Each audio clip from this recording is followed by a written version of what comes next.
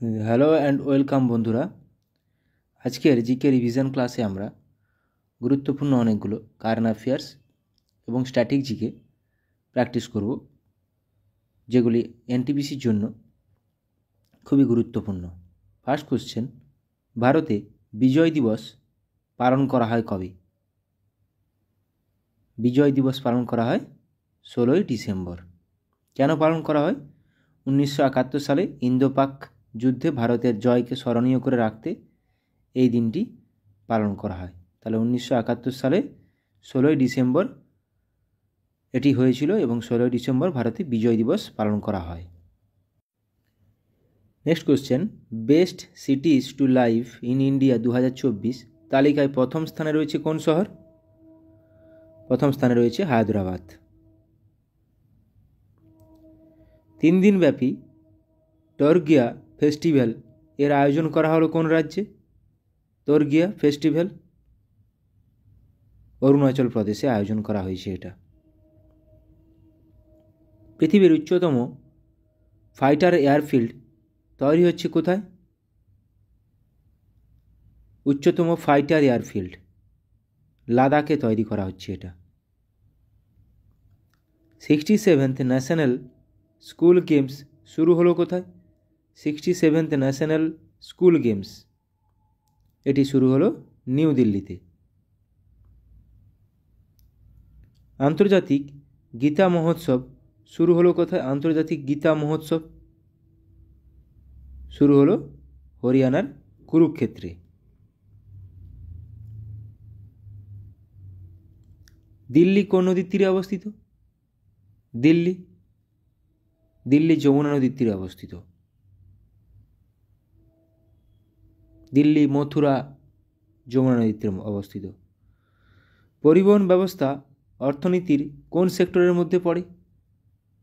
পরিবহন ব্যবস্থা সার্ভিস পড়ে টার্সিয়ারি সেক্টরের মধ্যে।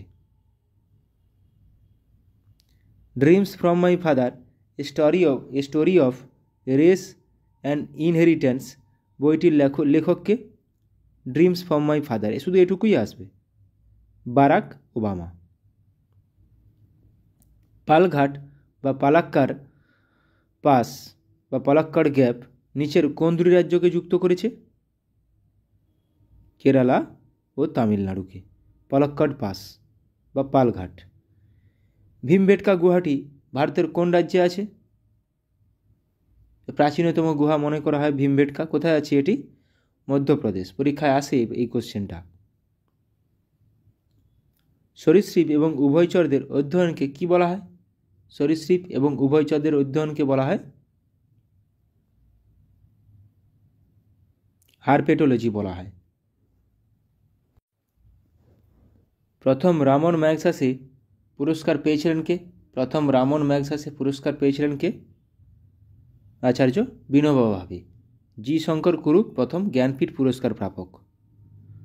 নাসা এর প্রধান কার্যালয় কোথায় অবস্থিত? নাসা এর প্রধান কার্যালয় অবস্থিত ওয়াশিংটন ডিসিতে। চতুর্থ বৌদ্ধ সম্মেলনের সভাপতি কে ছিলেন? চতুর্থ বৌদ্ধ সম্মেলন কার সময় হয়েছিল? কনিষ্কের সময় হয়েছিল, কাশ্মীরের কুন্দলবানে, যার সভাপতি ছিলেন বসু মিত্র। চাকমা উপজাতি ভারতের নিম্নলিখিত কোন রাজ্যের অন্তর্ভুক্ত? চাকমা উপজাতি। চাকমা উপজাতি আসামের অন্তর্ভুক্ত। ভারত যখন স্বাধীনতা অর্জন করে তখন নিম্নের কোন সংস্থার অস্তিত্ব ছিল না? মানে তখন কোন সংস্থা প্রতিষ্ঠিত হয়নি? সঠিক উত্তর হয়ে যাবে হু, ওয়ার্ল্ড হেলথ অর্গানাইজেশন। তাহলে দেখে নিচ্ছি, ইউএন প্রতিষ্ঠা হয়েছিল 1945 সাল, UNICEF 1946, who 1948, league of Nations 1920। তাহলে বাকি হু বাদ দিয়ে বাকি তিনটা কিন্তু স্বাধীনতার আগে পূর্বে প্রতিষ্ঠা হয়েছিল, কিন্তু হু ওয়ার্ল্ড হেলথ অর্গানাইজেশনের প্রতিষ্ঠা হয়েছিল 1948 সালে। তাহলে সঠিক উত্তর এখানে ওয়ার্ল্ড হেলথ অর্গানাইজেশন। ভারতের কত টাকার নোটে ইলোরা গুহার ছবি রয়েছে? ইলোরার ছবি রয়েছে কত টাকার নোটে? ইলোরার ছবি রয়েছে 20 টাকার নোটে। 50 টাকার নোটে রয়েছে হাম্পি, 10 টাকার নোটে রয়েছে কোণারকের সূর্য মন্দির, 100 টাকার নোটে রয়েছে রানী কি ভাব। রানী কি ভাব, রানী কি ভাব গুজরাটে অবস্থিত। হাম্পি বিজয়নগরে অবস্থিত। দুধের সাদা রঙের জন্য দায়ী নিচের কোনটি? নিচের প্রত্যেকটি প্রোটিন, তাহলে দুধের সাদা রঙের জন্য কোন প্রোটিনটি দায়ী? ক্যাসিন, ক্যাসিন প্রোটিনটি দায়ী দুধের সাদা রঙের জন্য। জাতিসংঘে 6টি আধিকারিক ভাষা রয়েছে, এর মধ্যে 5টি হলো ইংরেজি, চাইনিজ, স্প্যানিশ, রাশিয়ান ও আরবিক। অন্যটি কি? অন্যটি হলো ফরাসি।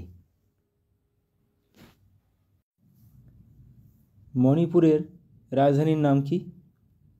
মণিপুরের রাজধানীর নাম ইম্ফল। ইটানগর অরুণাচল প্রদেশের রাজধানী, মিজোরাম আইজল, নাগাল্যান্ড কোহিমা। রাজধানীর নামগুলো মাথায় রাখতে হবে। মানুষের রক্তের পিএইচের মান কত? মানুষের রক্তের আমাদের রক্তের পিএইচের মান কত?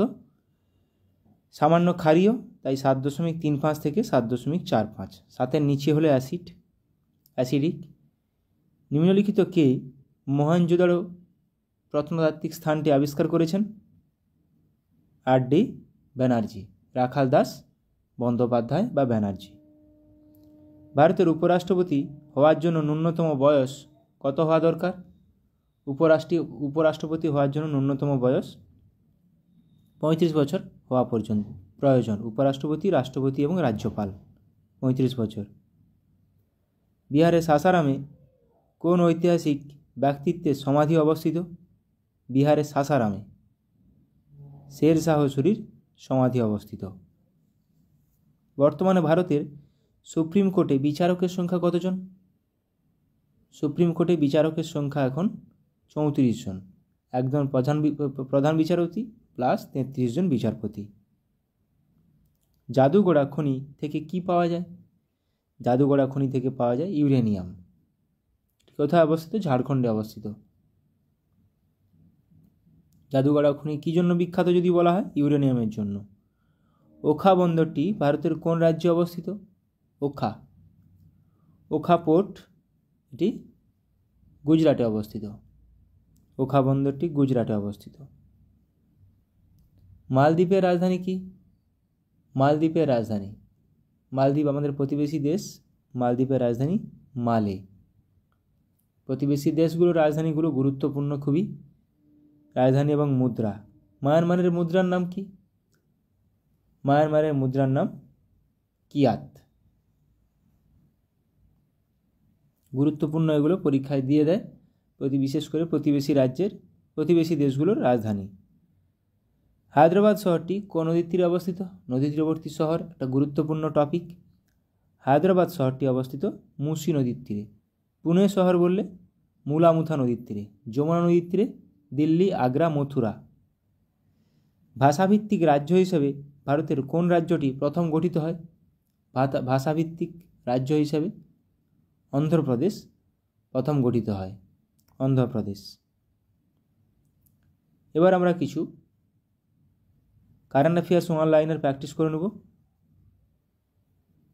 2023-24 অর্থবর্ষে ইলেকট্রনিক্স রপ্তানিতে শীর্ষস্থানে রয়েছে কোন রাজ্য? Tamil Nadu. Global military spending in 2023 তালিকায় ভারতের স্থান কত? চতুর্থ। প্রথম স্থানে রয়েছে আমেরিকা। নেক্সট, পাসপোর্ট অ্যাফোর্ডেবিলিটি র্যাঙ্কিংসে ভারতের স্থান কত? দ্বিতীয়। প্রথম স্থানে রয়েছে ইউএই, সংযুক্ত আরব আমিরাত। 2030 সালের মধ্যে ভারতের ই কমার্স মার্কেট হবে বিশ্বের কত? তৃতীয় বৃহত্তম। আইসিসি মেন্স টি20 ওয়ার্ল্ড কাপ 2024 এর অফিসিয়াল অ্যাম্বাসাডার হিসেবে নিযুক্ত হলেন কে? জামাইকান দৌড়বিদ উসেন বোল্ট।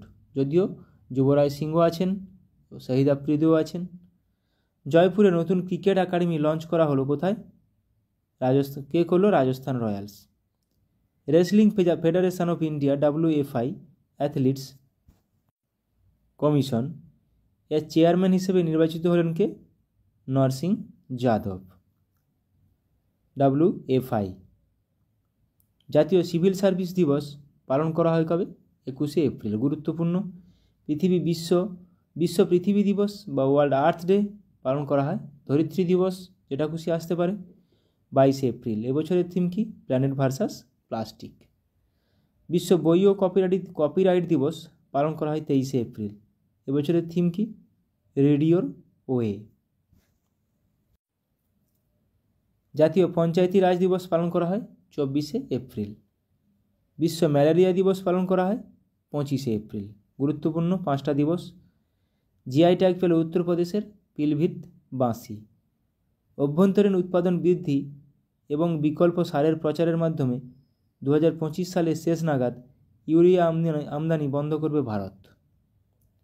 5200 বছরের পুরনো হরপ্পা বসতি আবিষ্কৃত হলো কোথায়? গুজরাটে। মহারাষ্ট্রের মিরাজ সেতার এবং তানপুরা জিআই ট্যাগ পেয়েছে। হেভেনলি আইল্যান্ডস অফ গোয়া শিরোনামে বই লিখলেন কে? PS Sreedharan Pillai. Adventure of a travelling monk শিরোনামে বই লিখলেন কে? ইন্দ্রদ্যুম্ন স্বামী। দ্য উইনার্স মাইন্ডসেট গুরুত্বপূর্ণ শিরোনামে বই লিখলেন কে? Australian cricketer Shane Watson. গুরুত্বপূর্ণ এটা, দ্য উইনার্স মাইন্ডসেট। 2047 সালের মধ্যে ভারত তার পারমাণবিক শক্তি উৎপাদন 1 লক্ষ মেগাওয়াট বৃদ্ধি করবে। ডিগি যাত্রা সিস্টেম লঞ্চ করল গোয়ার মনোহর ইন্টারন্যাশনাল এয়ারপোর্ট। ভারতের প্রথম কোম্পানি হিসেবে 10,000 মেগাওয়াট পুনর্নবীকরণযোগ্য শক্তির ক্যাপাসিটি অতিক্রম করল আদানি গ্রিন। ভয়েস ইঞ্জিন নামে ভয়েস ক্লোনিং টুল লঞ্চ করলো কে? OpenAI company. তাহলে voice engine OpenAI company. এবার আমরা কিছু ভারতীয় জাতীয় কংগ্রেসের প্রত্যেকটি অধিবেশন কী জন্য গুরুত্বপূর্ণ অধিবেশনগুলো আলোচনা করব এবং তাতে কে সভাপতি ছিলেন, কোথায় হয়েছিল সেটাও। 1885 সালে প্রতিষ্ঠা হয়েছিল বোম্বেতে। উমেশচন্দ্র ব্যানার্জির প্রথম সভাপতি ছিলেন। লর্ড ডাফরিনের সময় হয়েছিল। অ্যালান অক্টাভিয়াম হিউ ছিলেন প্রতিষ্ঠাতা। A.O. হিউম বা অ্যালান অক্টাভিয়াম হিউম প্রতিষ্ঠা করেছিলেন। এই প্রথম অধিবেশন এটা 72 জন প্রতিনিধি অংশগ্রহণ করেছিলেন। গুরুত্বপূর্ণ এটা 72 সংখ্যাটাও। প্রথম অধিবেশনে কতজন ছিলেন সেটাও আসে। 1886 কলকাতা দ্বিতীয় অধিবেশন, দাদাভাই নওরোজি সভাপতি। কংগ্রেস সাংবিধানিক সংস্কারের প্রস্তাব গ্রহণ করে। তৃতীয় 1887 মাদ্রাজ অধিবেশন, বদরুদ্দিন তৈয়বজি প্রথম মুসলিম, জাতীয় কংগ্রেসের প্রথম মুসলিম সভাপতি। 1888 এলাহাবাদ জর্জ উইলে, জাতীয় কংগ্রেসের প্রথম ইংরেজ সভাপতি। এটাও গুরুত্বপূর্ণ। তাহলে 1888 এলাহাবাদে হয়েছিল। আর 1887 মাদ্রাজে হয়েছিল, বদরুদ্দিন তৈয়বজি প্রথম মুসলিম। 1889 বোম্বেতে William Wedderburn British India committee গঠন হয়েছিল। 1896 কলকাতা রহিমতুল্লাহ সাহানি, খুবই গুরুত্বপূর্ণ কারণ বন্দে মাতরম গানটি প্রথম গাওয়া হয়। বন্দে মাতরম গানটি কে লিখেছিলেন? বঙ্কিমচন্দ্র চট্টোপাধ্যায়। আনন্দমঠ উপন্যাস থেকে নেওয়া। 1906 এটাও গুরুত্বপূর্ণ, কলকাতা দাদাভাই নওরোজি ছিলেন সভাপতি। স্বরাজ শব্দটি প্রথম ব্যবহার করেন দাদাভাই নওরোজি। 1907 সুরাট, রাসবিহারী ঘোষ ছিলেন সভাপতি। এটাও গুরুত্বপূর্ণ কারণ কংগ্রেস নরমপন্থী ও চরমপন্থীতে ভেঙে যায় 1907 সালে, সুরাট অধিবেশন।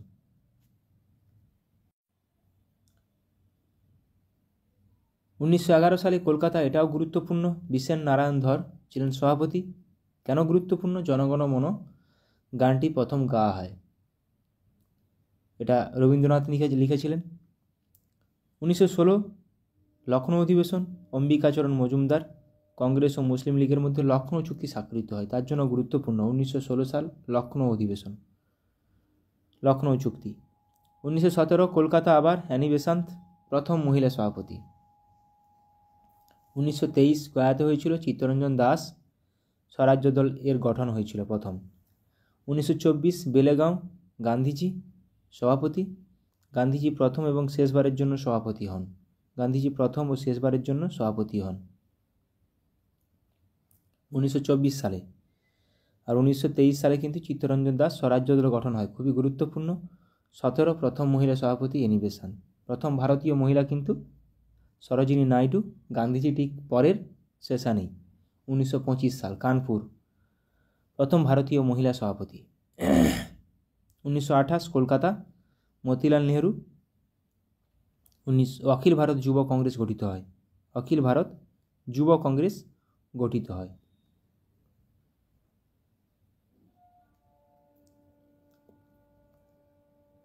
1929 সাল লাহোর অধিবেশন, জওহরলাল নেহরু সভাপতি। এটাও গুরুত্বপূর্ণ। পূর্ণ স্বরাজ্যের দাবি করা হয় 1930 সালের 26শে জানুয়ারি স্বাধীনতা দিবস হিসাবে উদযাপিত করার সিদ্ধান্ত নেওয়া হয়। এরা কিন্তু পরীক্ষা আসে। প্রথম স্বাধীনতা দিবস উদযাপিত হয়েছিল কত সালে? 1930 সালের 26শে জানুয়ারি। এটা স্বাধীনতার পূর্বে। 1931 করাচি অধিবেশন, সর্দার বল্লভভাই প্যাটেল সভাপতি। মৌলিক অধিকারের প্রস্তাব গ্রহণ করা হয়।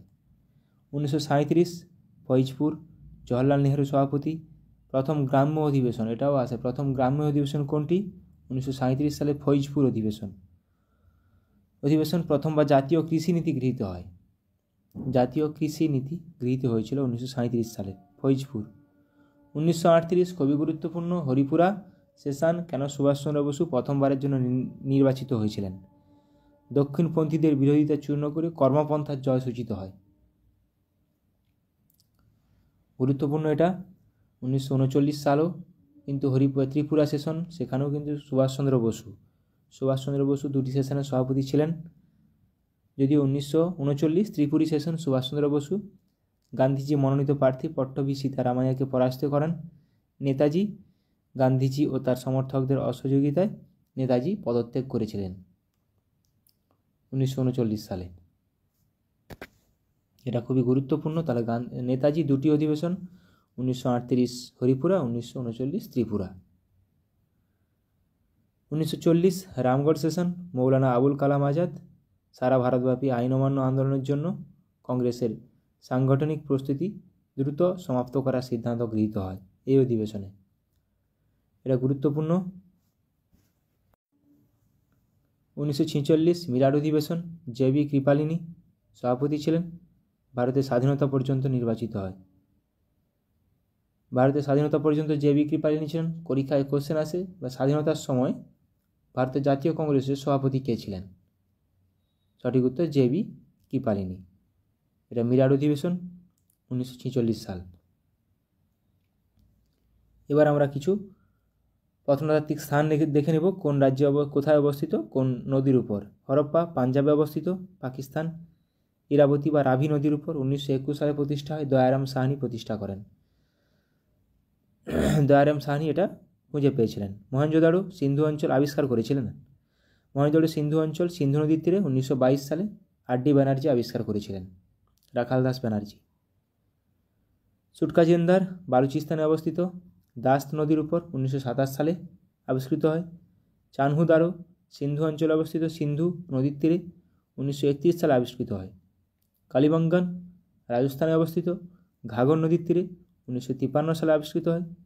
রোপার বা রংপুর পাঞ্জাবে অবস্থিত, শতদ্র নদীর তীরে, এটাও 1953 সালে আবিষ্কৃত হয়। লোথাল গুজরাটে অবস্থিত, সবরমতী নদীর তীরে 1953 সালে আবিষ্কৃত হয়। এটা একটি পোর্ট সিটি হরপ্পার, খুবই গুরুত্বপূর্ণ। গুজরাটে অবস্থিত। কোন রাজ্যে অবস্থিত? গুজরাট। করদিজি সিন্ধু পাকিস্তানে অবস্থিত, সিন্ধু নদীর তীরে 1955 সালে আবিষ্কৃত হয়। আলমগীরপুর উত্তরপ্রদেশে অবস্থিত, হিন্দ নদীর তীরে 1958 সালে আবিষ্কৃত হয়।